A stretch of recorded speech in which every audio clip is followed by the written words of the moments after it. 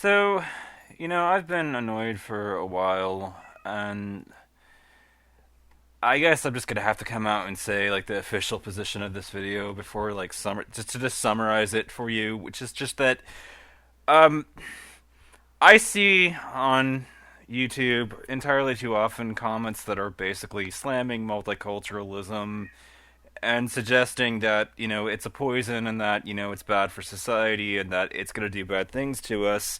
So I have a response, which is essentially that as a card carrying member of the Satanic Temple, for instance, I cannot just sort of passively um, sit back and pretend that I'm okay with this idea of this attack on multiculturalism because first and foremost, what's if America falls to a single culture, what we are going to experience is a fucking theocracy in this country. Do you really want a fucking theocracy? Because because the only country that will exist is white Christian nationalism. So this is really really important stuff that I'm pointing out here, which is essentially single culturalism. It will yield a genetic born illness into the gene pool. If we practice racial endogamy for too long, eventually we are going to find ourselves with so many genetic defects that we end up sterile as a species. White racialist types tend to be hung up on race mixing, or what the extreme ones still call mongrelization. The way I see it, if God or nature didn't want the races to mix, then God or nature would punish the offspring of mixed race unions with diseases and stuff. But that doesn't happen. Actually, nature punishes populations who keep their gene pools too unmixed. I've been aware of the Kansi Jew. I've been long been aware that Kansi Jews have a high incidence of Tay-Sachs disease, which causes mental retardation and early death.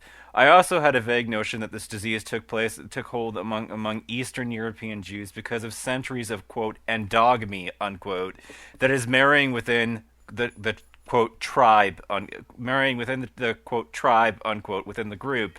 So I wondered, what about other populations that have practiced endogamy for generation upon generation, like the Japanese? Are they too more prone to genetic diseases like the rest of us?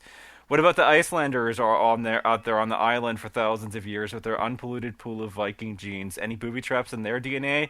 Or the Afrikaners, isolated not by geography but by ideology and will? No group of white people outside Iceland has kept its gene pool as pure as the Boers. Does such a purity come at a cost of disease, deformity, pain, and death? My guess was yes, and sure enough, I'm right.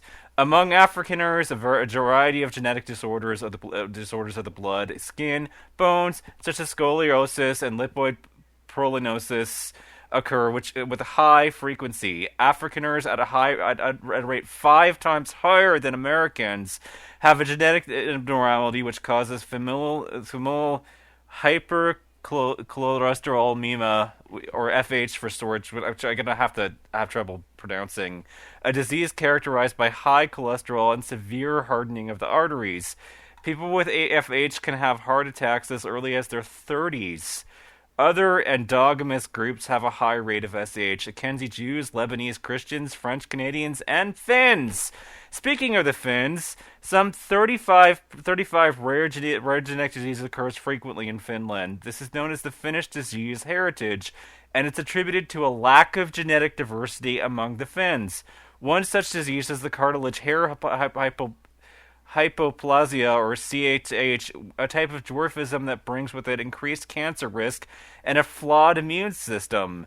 One out of every 76 Finns carries the defective genes responsible for CHS. The only ethnic group in which CHS is more common is the Amish. 1 out of every 19 is a carrier. The more I studied, the more obvious it became. Nature punishes this sort of genetic exclusivism, the rigid rule of marrying within the group. Let's look at the Acadians, better known as the Cajuns, who arrived in Louisiana 240 years ago. The Cajun people pride themselves on their group cohesiveness. This is reflected in their long-term practice of marrying only other Cajuns, even if it meant marrying their own cousins. The result? High incidences of Usher syndrome, a genetic defect leading to deafness and blindness, and free reach ataxia, a degenerative nerve disorder. There is a center for Academia genetics in Louisiana to study these diseases, as well as the higher rates of diabetes, cancer, and heart disease among the Cajuns. There's another group of proud white Americans who are living the dream of racial purity and uniculturalism. I speak of the Amish, particularly the most conservative among them, known as the Old Order Amish. We're talking strict endogamy, of course. They only marry their own, no outside genes allowed. Matter of fact, the Old Order Amish are all descended from the same small group of German settlers who arrived in the United States in the 1700s. Genetic damage? You betcha. Another rare type of dwarfism, Ellis Van Creveld syndrome, or EVC syndrome, is more prevalent in Lancaster County, Pennsylvania, than anywhere else on Earth. Why? Because of a recessive gene that's actually been traced back to one Amish couple, Samuel King and his wife, who immigrated to Pennsylvania in 1744. All go of the Amish babies who have been born with Ellis Van Creveld syndrome are descendants. All 50 of the Amish babies who have been born with Ellis Van Creveld syndrome are descendants of Samuel King. At its furthest extremes, this kind of reproductive isolation can cause a gene pool to collapse in on itself. That's what seems to be happening to the Ongs, which I can't really pronounce, an Aboriginal tribe on one island in the Bay of Bengal. There were about 700 Ongs a century ago. Today, only 98 are left. Why? Their strict endogamy led not only to a prevalence of genetic diseases, but to Y chromosome damage and consequent male infertility. Meanwhile, on a neighboring island, you'll find the Nicobranese, a tribe that's presumed to be a mix of Burmese, Malay, Mon, and Shan bloodlines. Guess what? They're thriving. Everywhere you look, same story. In Iceland, a very high incidence of Parkinson's disease, genetically linked. In Japan, the prevalence of a specific type of muscular dystrophy called Fukuyama-type congenital muscular dystrophy, or FCMD. In Newfoundland, with its remarkably homogeneous white population and very little genetic diversity, there are DNA mutations aplenty. On the island of 500,000 souls, you'll find a variety of hereditary cancers, eye ailments, and heart diseases rarely seen elsewhere. On top of that, 10% of the population has a heartbreak of psoriasis. And then there's Bardet-Bill syndrome, or BBH, a rare and sometimes fatal genetic disease that occurs in Newfoundland at 10 times the rate of the rest of the world. According to Canadian science writer William Isley Gibson, BBS patients have extra fingers and toes at birth. Atkinson wrote in 2000, in childhood they grow obese, in adolescence blind, death by kidney failure may follow in early adulthood. Wow, that makes mongrelization sound downright healthy, don't it?